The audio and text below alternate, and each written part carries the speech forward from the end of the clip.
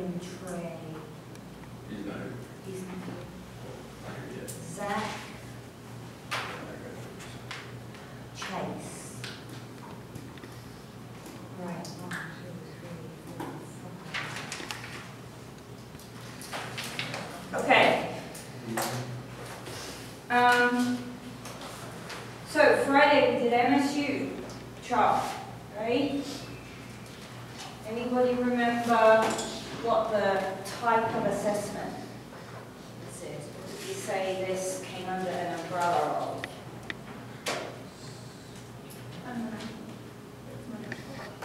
It's assessing fundamental motor skills. Total body approach. Right, so it's a total body assessment.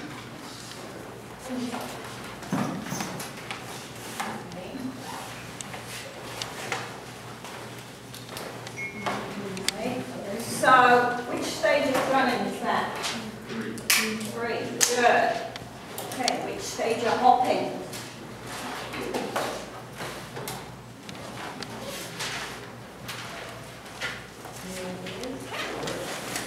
Exactly. Stage 1, good Chase. Alright, so make sure that you get familiar with your MSU chart and be thinking about that idea of the stages of development, because on Wednesday we're going to start looking at some film and I'm going to start explaining the first part of your binder for the lab. Alright? Okay, so today we're going to do another assessment, also a total body approach to assessment, because it's looking at the entire skill, even though you've got characteristics that you're going to check off. When you score the skill, you score the whole skill. Alright? And this one is called the TGMD. Now, the version I've given you is edition 2. They are just releasing a 3rd edition right now that's slightly different, and I will try to see if it's published anywhere or available anywhere, see if I can get a copy of it. But they literally were finishing off working on it during the spring and the summer, so I'm not sure if it's available yet. But I'm glad to see it because there's a couple of odd skills and things going on this one. Alright, so the TGMD is different to the MSU because this one has a scoring system. You actually score the skill, and then if you buy the pack, you get a set of normative charts that you can compare your score with the person you were working with to the norm, to the average. Alright? That's important for a couple of reasons. It's very useful for researchers because it means that we've got something solid that we can indicate improvement in a child based on something that we're doing with the kid. But it's useful for those of you that are going to be PE teachers or possibly working in a recreation centre or a youth centre. Why? Because people who fund things, right, the people with the money, want proof that what you're doing works. Right? And the MSU is a great tool, but at the end of the day, you're going to have to say, well, my opinion is that this person improved and that would make them better against everybody else in the class. Whereas with the TGMD, you can say specifically, this group of children or this particular child was at the 27th percentile when we started, and now after I've done this work with them, now we've got them up to the 48th percentile and they're almost halfway. Right? So you need to keep paying me so I can keep working and get this kid better improved. The other thing it's useful for is that if you're having to write parent reports, if you're a PE teacher, you're going to have to write a parent report probably every year, right? And parents, unfortunately, like to have the number. right? How does their child compare to everybody else? Shouldn't be the way they think, right? Did my child get better is what's key. But what they want to know is, well, how do they compare to everybody else? Are they normal? Right? So the MSU chart doesn't give you the ability to do that in a parent report, but the TGMD does. Because you're going to score it and you can go, they're at the 65th percentile, they're doing well. Or they're at the 81st percentile, you should be considering getting them into some additional sports because they're really good for their age. Right? Does that make sense?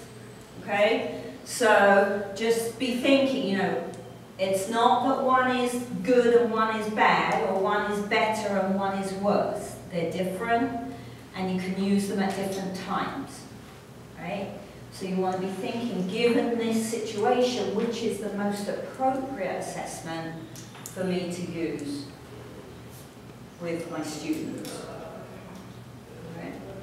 So, TGMD also is going to build into your binder because you're actually going to go and run some of these skills with the kids, with the camera, okay, at some point. So, if you look at your TGMD charts, we've got two sections. We have a locomotor subset and an object control subset. So when you score it, you can score both of those together and get a total score for fundamental motor skills, or you can do just locomotor or just object control, depending on what it is you're going to be working on with the person. Right? Has everybody got these printed out? No. Okay, guys, that's feeble. You've had a week. I told you this was required, and you can't be following along and finding out what I'm saying and what I mean if you don't have it in front of you to look at. So, I will say again, have it printed out by Wednesday, otherwise there will be trouble. Okay?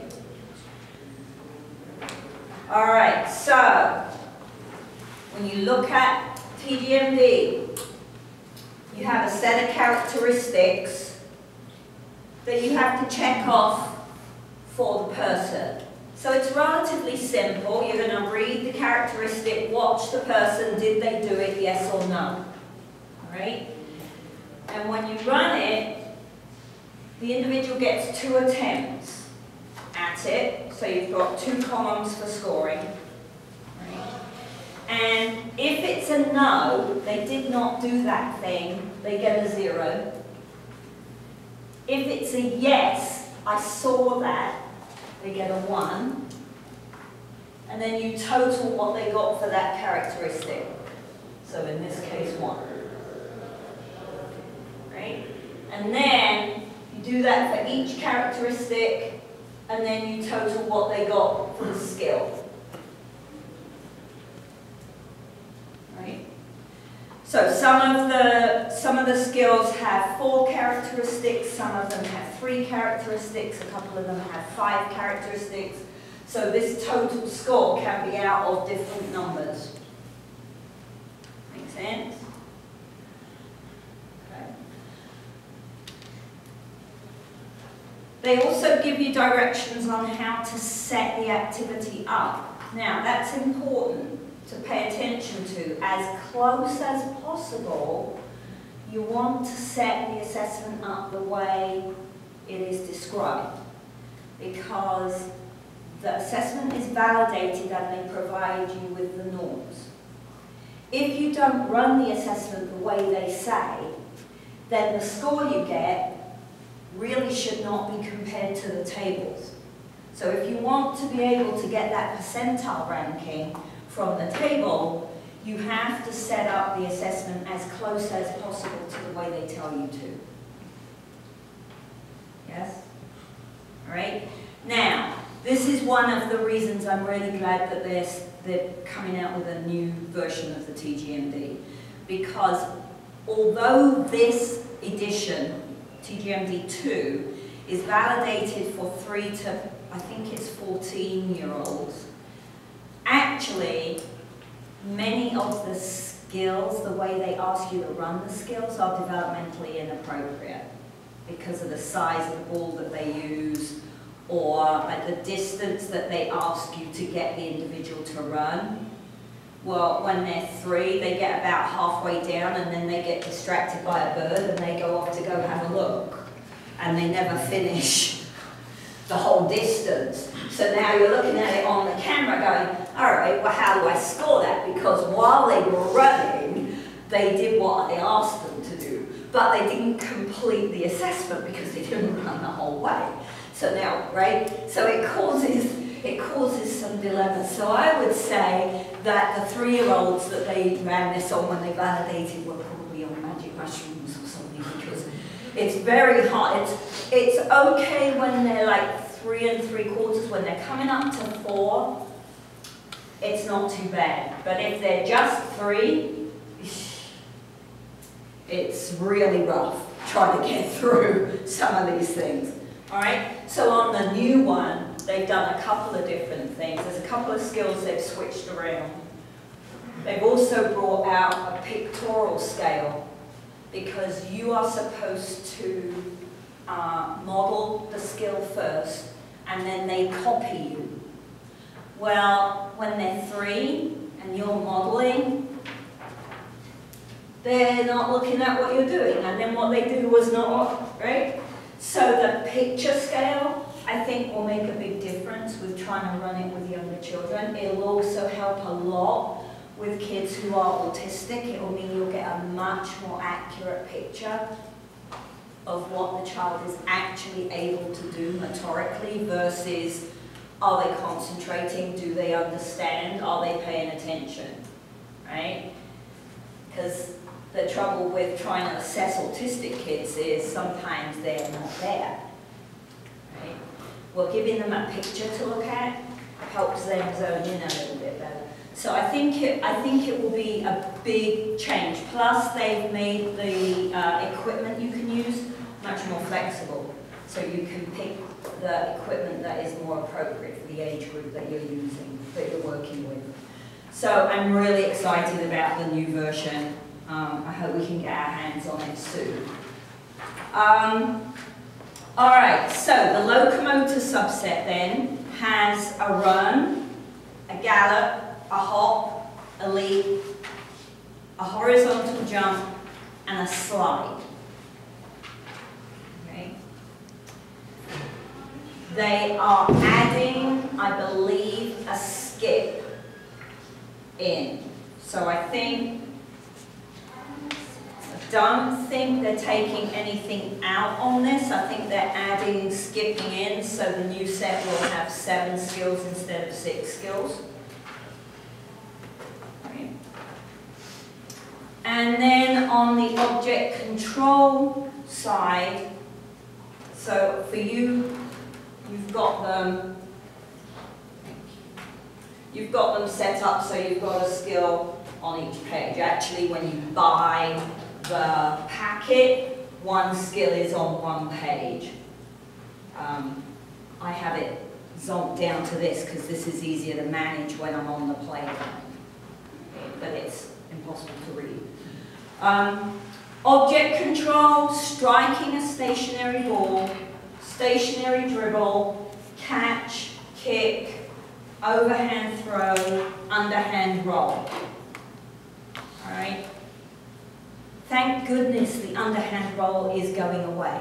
They're getting rid of that, which is great because it's hopeless. I don't know why you would bother assessing underhand rolling. The only thing it goes to is bowling. Right? There's no other skill in sport that we do that involves underhand rolling, so that I can think of.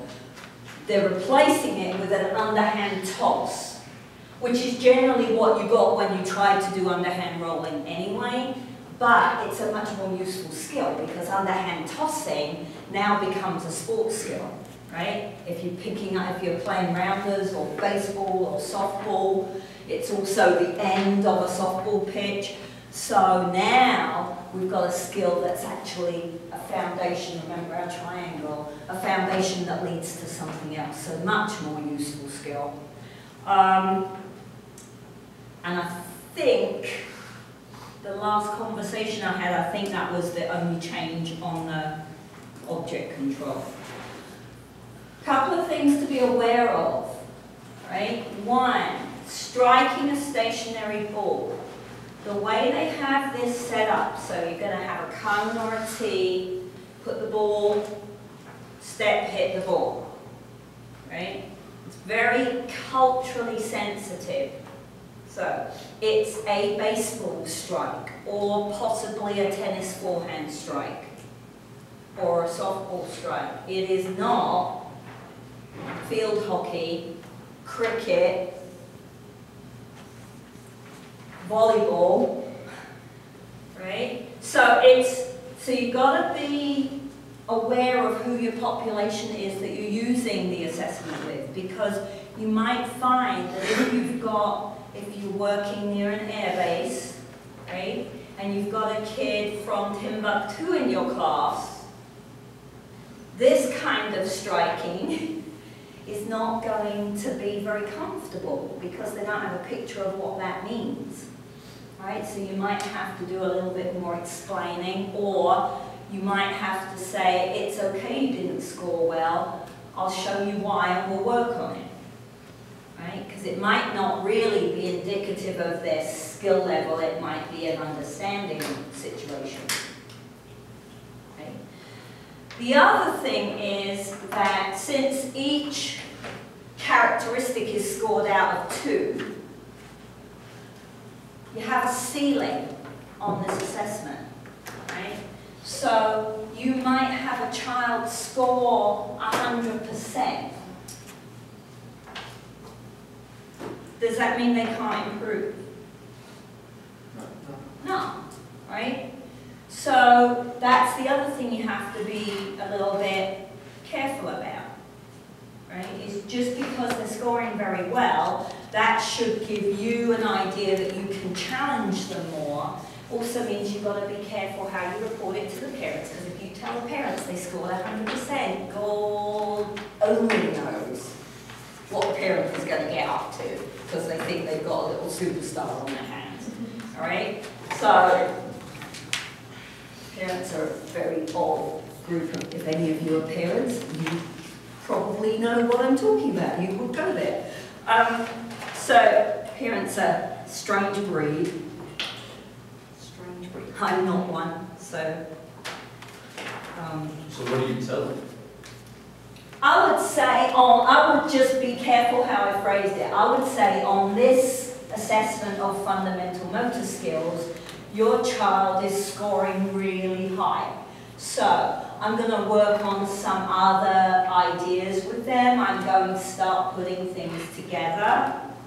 And that means that you've been playing a lot with them. That's really great. Right? That's how I would approach it.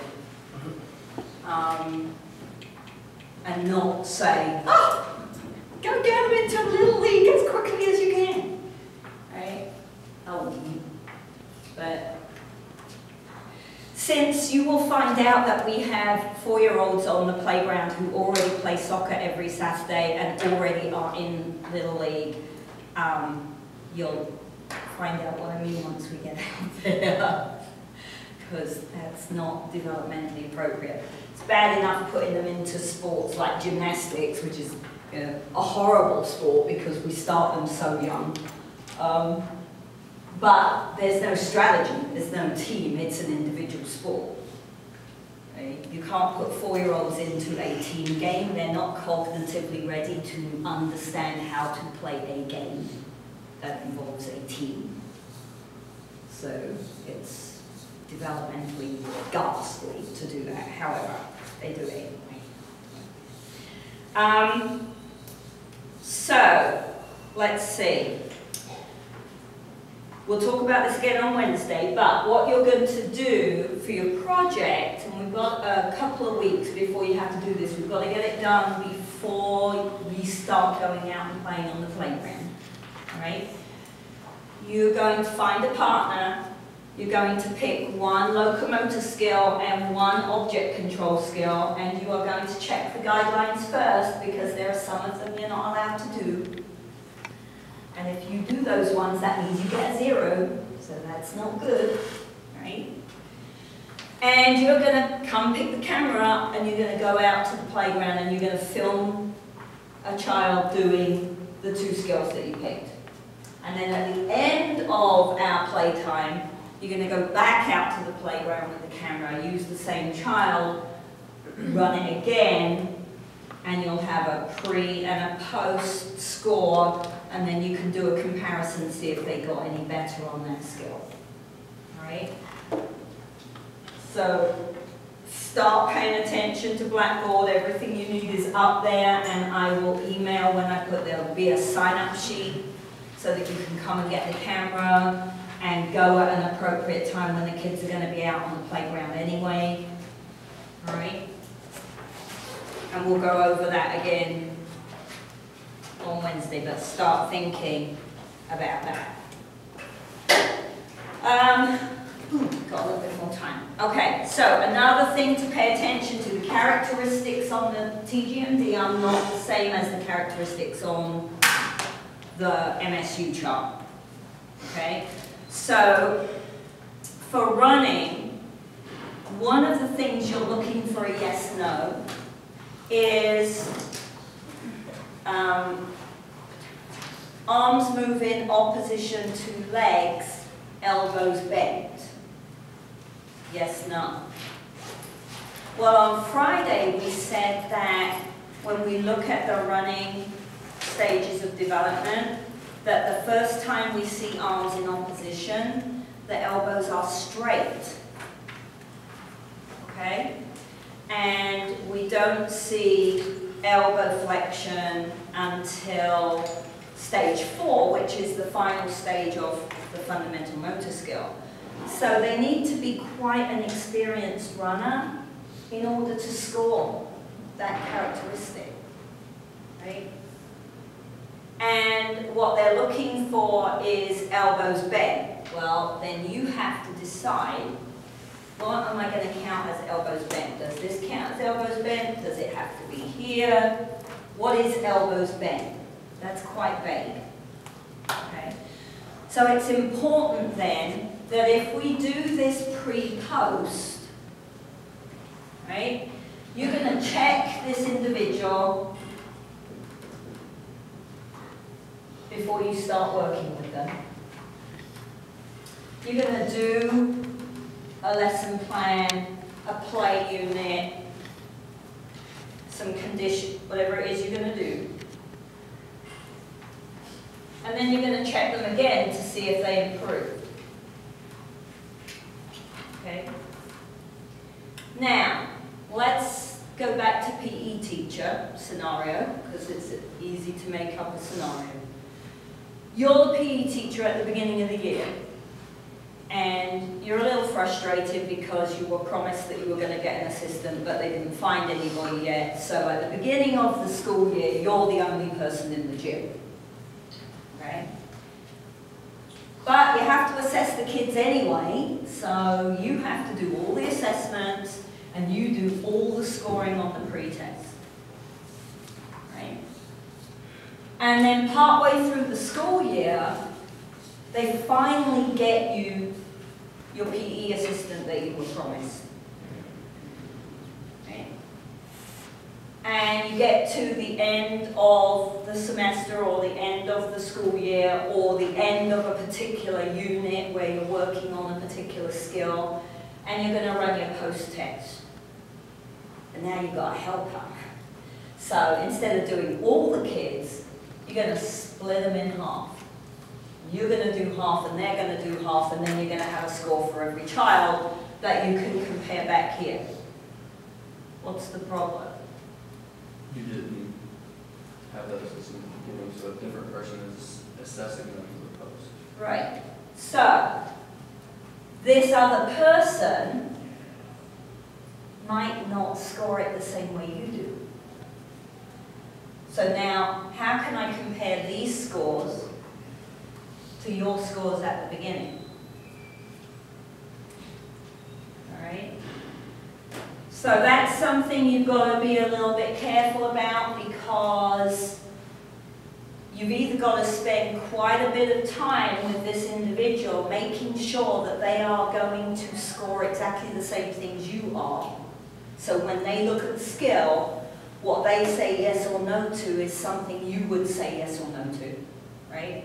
The same way. That you're not disagreeing about whether or not this is straight or bent. Does that make sense? Okay? Or you're going to have to do all the post-test in order to compare them. I mean, that's just, those are the only options you've got here. Okay.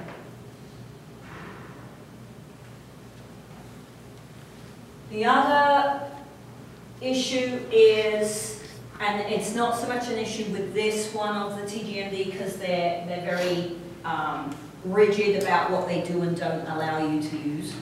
But if you say, okay, these catchers, I'm working with second grade, so that's what, 7-year-olds? Is that right? Second grade?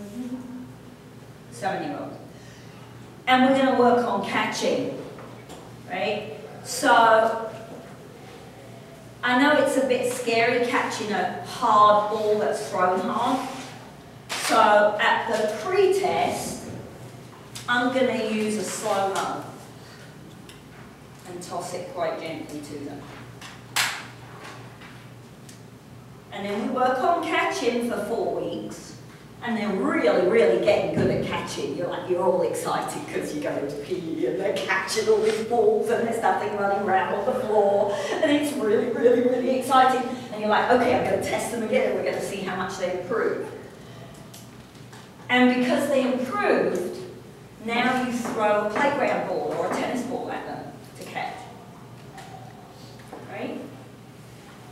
Can you compare that score to that score? No, because you use different equipment here. Right? In order to score pre and post and compare them, you have to do the same assessment at the post that you did at the pre. Right? That's really, really important. Because that one, it's kind of intuitive. They got better. You spent 4 weeks working on the skill. They got better. So you would give them a harder ball, right? I mean, you would do that automatically. But then you can't compare the results. So now it doesn't mean anything for you. All right? So you want to be careful about those situations, start thinking those through. If you want to be able to use this information either to report to parents or to check yourself, the other reason you want to do this is, did your catching lesson plan work? Because if their scores aren't very much better, you might need to rewrite your catching lesson plans because they didn't have any impact. Yes, sir? Could you start with the hard ball for pre, and then as soon as you start practicing, start with them easier? Absolutely. Yes. Absolutely. You can give them the difficult version here, and they probably won't do very well. Go to an easy ball, progress through, and then when you test them, yes.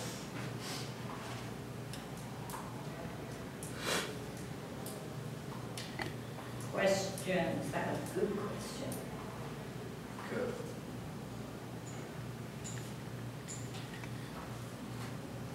No questions? Easy peasy. You're going to run this.